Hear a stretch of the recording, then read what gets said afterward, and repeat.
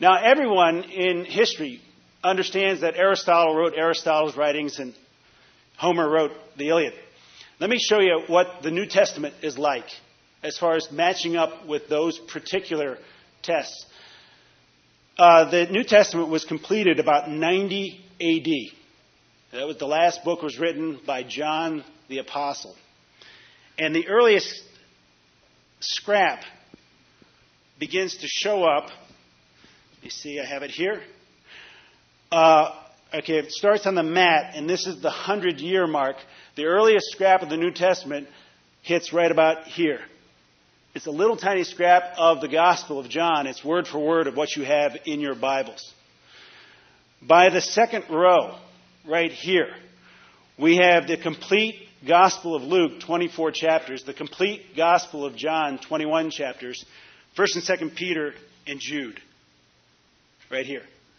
Right here, by the third row, we have the complete New Testament, all 27 books. By the 9th row, which is way before then, I couldn't bring it. We have 5,000 copies. That would be 10 of those reams of paper. By the 11th row, we have 24,000 copies of the New Testament.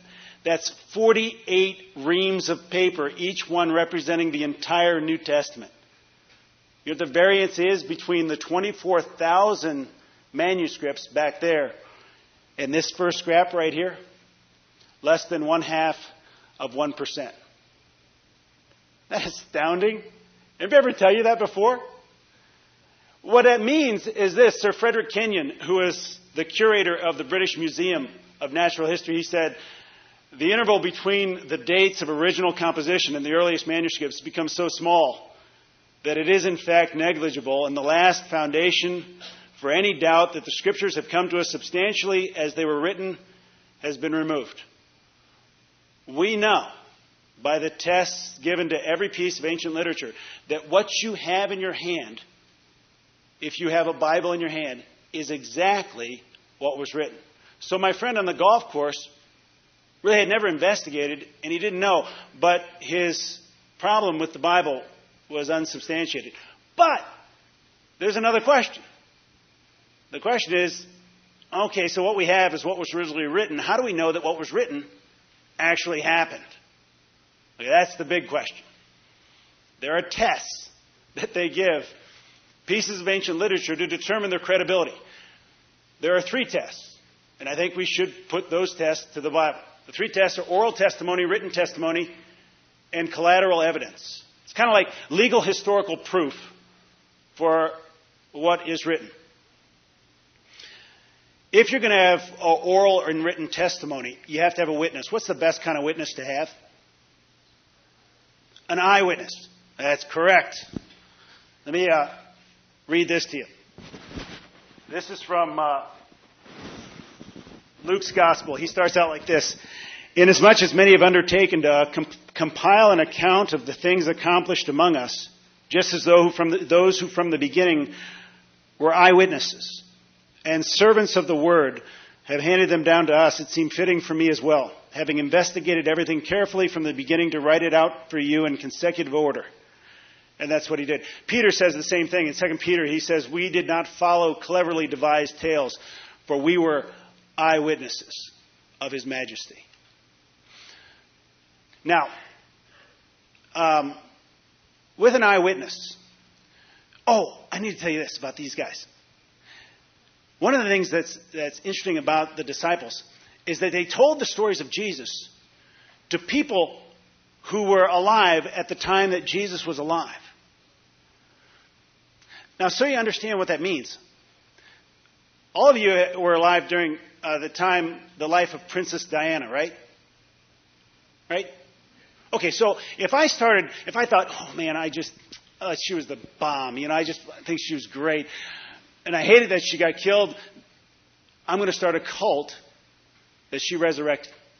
But I know she has to do a little better, more fantastic things than she actually did. And you come here this weekend, and instead of talking about the Bible, I start talking about Princess Diana. And I say, you know what? You guys, man, she's unbelievable. One time in Akron, she took a Happy Meal and she fed the whole town. What would you say? You go, no, she didn't. I live in Akron. She never did that. What the disciples did when they preached about Jesus, they said this: Jesus did wonders and miracles which you fully know, because he did them in your midst. They appealed to the knowledge of the people. When Paul preached in Acts 28 to King Agrippa, he said, these things were not done in a corner, so I know that you know these things, when he was preaching about Jesus. That's an interesting way to see them as eyewitnesses. Now, what makes a compelling eyewitness? Now, there are a couple of things that make a compelling eyewitness if you were in a court of law. One is, does the rest of the story check out? The parts of the story that you can check out, do they check out? For instance, if I witnessed a drive-by shooting, and they put me on the witness stand, and they said, okay, Mr. Coffey, what'd you see? Or where were you? And I said, well, I was coming out of a movie at the time. And they say, what movie? Do you know why they ask that kind of question? Because they're trying to check out the collateral evidence. They're trying to see if I'm credible as a witness. And I say, well, I was coming out of the Matrix Reloaded, and it was the 9:10 showing, and I had a box of snow caps, and I was stepping across the street, and boom, the car wheeled around the corner. Well, what the defense attorney will check out is everything about that, because if he can find out that the Matrix Reloaded was not happening in that theater at 9:10, then he can discredit me as a witness. For years, that's what critics have done with the Bible. With Luke in particular, because Luke is a historian who has all kinds of collateral evidence they can check out. In Luke chapter 3, verse 1, Luke says this, that Licinius was the tetrarch of Abilene. That's what he says. Licinius was the tetrarch. It's like saying he was the governor. And for years, critics said, oh, you see that? Because they knew about one Licinius who was tetrarch, and he died 36 years before Jesus was born. And they said, see, Luke was mistaken. He's not credible as a witness. So everything is up for grabs. Well, about 10 years ago, archaeologists found an inscription in a piece of stone that said Licinius, tetrarch of Abilene. And they dated his time of office between 16 and 28 AD, the exact time when Luke said he was tetrarch of Abilene. And the critics said, oh, we didn't know there were two. Sorry.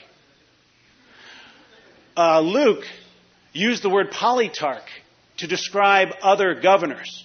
And no one else in ancient literature used the word polytarchs. So all these critics were going, aha, that's it. You see, he uses the word polytarch. That wasn't used for hundreds of years later. See, that gives plenty of time for the whole legend of Jesus to grow up and to be like Paul Bunyan.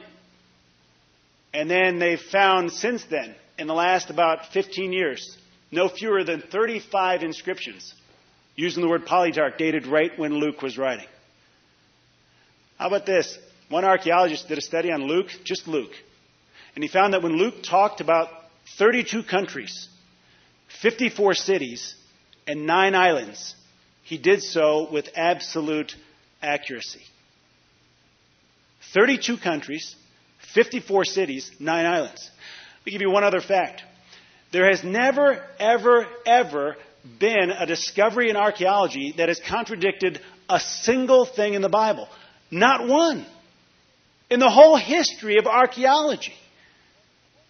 And there are all these critics that whenever they dig something up, they think, oh, this is it. This is going to prove that the Bible's wrong. And then they go, dang. Okay, I probably don't say that. But they get frustrated because archaeology proves it over and over again.